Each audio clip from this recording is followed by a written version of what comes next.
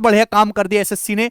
एक बार फिर से मल्टीटास्किंग एमटीएस 2022 का नोटिफिकेशन आउट हो चुका है और इस बार भी एसएससी ने बम फोड़ दिया है। एसएससी सीजीएल का नोटिफिकेशन आया, उसमें भी पैटर्न चेंज हुआ। सीएचएसएल का नोटिफिकेशन आया, उसमें भी पैटर्न चेंज हुआ। और जी हां, एमटीएस 2022 के नोटिफिकेशन में भी पैटर्न चेंज हो चुका है। लेकिन आपको उदास होने की जरूरत नहीं है, जोर जोर से ठाके मार के हंसने की जरूरत है, क्योंकि जो भी हुआ है अच्छे के लिए हुआ है। वैकेंसी भी बढ़ गई, डिस्क्रिप्टिव पेपर भी खत्म हो गया, मौज आ गई है। ध्यान सुनो मेरे दोस्त, आज जो तारीख है वो 18 जनवरी 2023 है। एमटीएस का नोटिफिकेशन आज जारी हुआ है, आप फॉर्म भर सकते। जिस भी बच्चे ने 10वीं की परीक्षा पास कर ली है वो एमटीएस का एग्जाम भर के एक सरकारी नौकरी ले सकता है। केवल 10वीं पास क्वालिफिकेशन है। सब लोगों के मन में सोचें केवल 10वीं पास, सबसे कम कंपटीशन इसी में होगा, सबसे पहले नौकरी इसकी पकड़ ली जाए।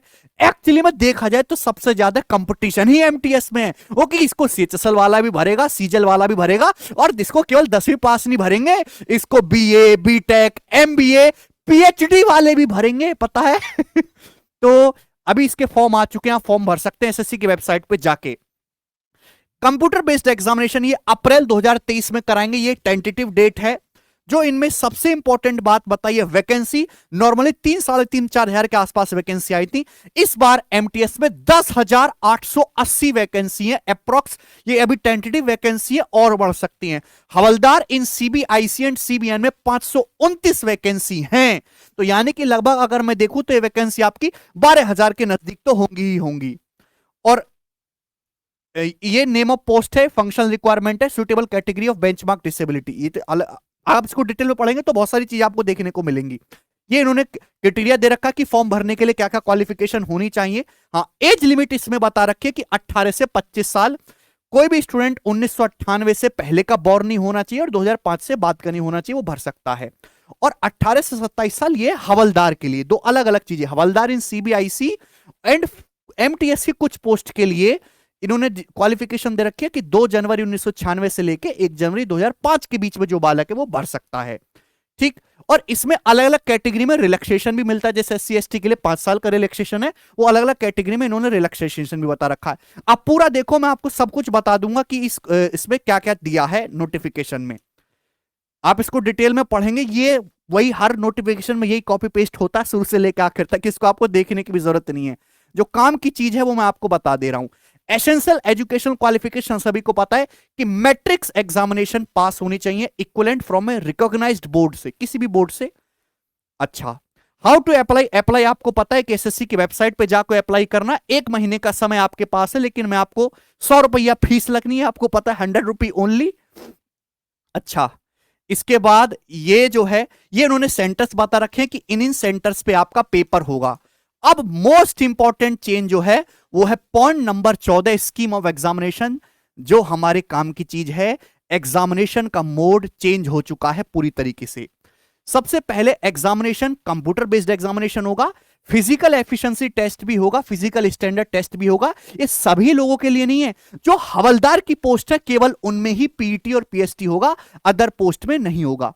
बाकी एसएससी के एग्जाम चाहे सीजीएल का हो, सीएचएसएल का, वो केवल हिंदी और इंग्लिश में दिखाई देता है। लेकिन ये 10वीं लेवल पे पेपर है, तो ये रीजनल भाषाओं में भी होगा, 13 रीजनल लैंग्वेज में भी ये एग्जाम होगा। मतलब जो कोई पंजाब का है, पंजाबी पढ़ना चाहता है तो पंजाबी लैंग्वेज में भी पेपर दे सकता है। ठीक, ये अच्छी बात है दोस्तों। अब कंप्यूटर बेस्ड एग्जामिनेशन के 2 सेशन होंगे। अब पेपर 90 मिनट का होगा, 45-45 मिनट के 2 सेशन होंगे। सेशन फर्स्ट है, हाँ, सेशन फर्स्ट और सेशन सेकंड। सेशन फर्स्ट में क्या है, मेरा सब्जेक्ट मैथ्स और रीजनिंग। 20-20 क्वेश्चन इसमें आएंगे, 60-60 मार्क्स के होंगे, यानी कि हर क्वेश्चन के 3 मार्क्स होंगे, 45 मिनट दिए जाएंगे। और इसमें कुछ स्टूडेंट ऐसे हैं जो कि 60 मिनट दिए जाएंगे, जिनकी फिजिकल डिस्क्रिपेंसी होगी। सेशन सेकंड में जनरल अवेयरनेस है और इंग्लिश लैंग्वेज है, इसके 25-25 क्वेश्चन होंगे। ये इनका भी हर एक क्वेश्चन 3-3 मार्क्स का होगा, तो टोटल 75-75 मार्क्स होंगे। निगेटिव मार्किंग का इसमें पंगा है थोड़ा सा।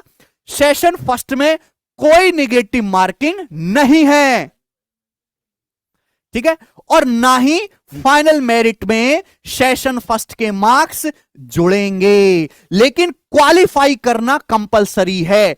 सेशन फर्स्ट और सेकंड, सेशन सेकंड में आप किसी में भी एब्सेंट रहे बाहर, किसी में भी फेल हुए बाहर। लेकिन सेशन फर्स्ट में नेगेटिव मार्किंग नहीं है, सेशन सेकंड में नेगेटिव मार्किंग है। कितनी नेगेटिव मार्किंग है? 1/3 की। एक सवाल सही करने पर आपको 3 नंबर मिलेंगे और एक सवाल गलत करने पर आपका 1 नंबर काट लिया जाएगा। No negative marking in session first, और सेशन सेकंड में नेगेटिव मार्किंग होगी ईच क्वेश्चन के लिए 1 मार्क की। ठीक, अब देखिए यहां पे कि आपकी कट ऑफ कैसे बनेगी। 18.6 पॉइंट है ना, कि जब आपका फाइनल सिलेक्शन होगा तो फाइनल सिलेक्शन में ये क्या मोड लेंगे। For the post of MTS candidate will be shortlisted on the basis of their performance in session second of CBE. आप समझे, केवल सेशन सेकंड के बेसिस पे, यानी कि आपकी जनरल अवेयरनेस और इंग्लिश का जो सेशन सेकंड है जिसमें 25-25 क्वेश्चन आने, उसके हिसाब से आपकी कट ऑफ बनेगी। Normalise score of the candidate will be used to determine, क्योंकि बहुत सारी शिफ्ट बनेगी, एमटीएस के लाखों में फॉर्म जाते हैं, तो उसमें नॉर्मलाइजेशन भी होगा। तो नॉर्मलाइजेशन जो मार्क्स होंगे उसके हिसाब से आपकी कट ऑफ बनेगी। और डिस्क्रिप्टिव अब खत्म हो चुका है, किसी प्रकार का कोई डिस्क्रिप्टिव नहीं है, ना एसएससी की किसी पोस्ट में जो है आपका इंटरव्यू होगा, ना ही डिस्क्रिप्टिव होगा, चाहे एसएससी का कोई भी पेपर हो। अच्छी बात यह है कि इसमें आपकी कोई टाइपिंग टेस्ट भी नहीं है, केवल आप ये आपका टीयर फर्स्ट जो पेपर है सेशन सेकंड, इसको क्लियर करिए और अपनी नौकरी को पक्की करिए। तो ये सारी बातें थी। For the performance of MTS in session second of CB candidate will be considered for final merit list. साफ साफ इसमें लिखा हुआ है पॉइंट 18.10 में कि सेशन सेकंड के बेसिस पे आपका सिलेक्शन होगा, लेकिन गणित और रीजनिंग को इग्नोर मत करिएगा, वो क्वालिफाई करना कंपलसरी है। लेकिन ऐसा नहीं कि आप पूरी ताकत उसी पे लगा दें। तो ये बहुत अच्छा प्रयास है कि भैया, क्योंकि जो आपका पहले होता था डिस्क्रिप्टिव, उसमें तुक्काबाजी होती थी, किसी के कितने नंबर आ जाते थे, किसी के कुछ आ जाते थे। एग्जामिनर के मूड के ऊपर डिपेंड करता था कि उसके घर में माहौल कैसा है, माहौल पॉजिटिव है बढ़िया नंबर, माहौल खराब है घटिया नंबर। लेकिन अब ऐसी दिक्कतें खत्म हो चुकी हैं। तो ये जो है, ये जो पूरा नोटिफिकेशन है मैं अपने चैनल पे डलवा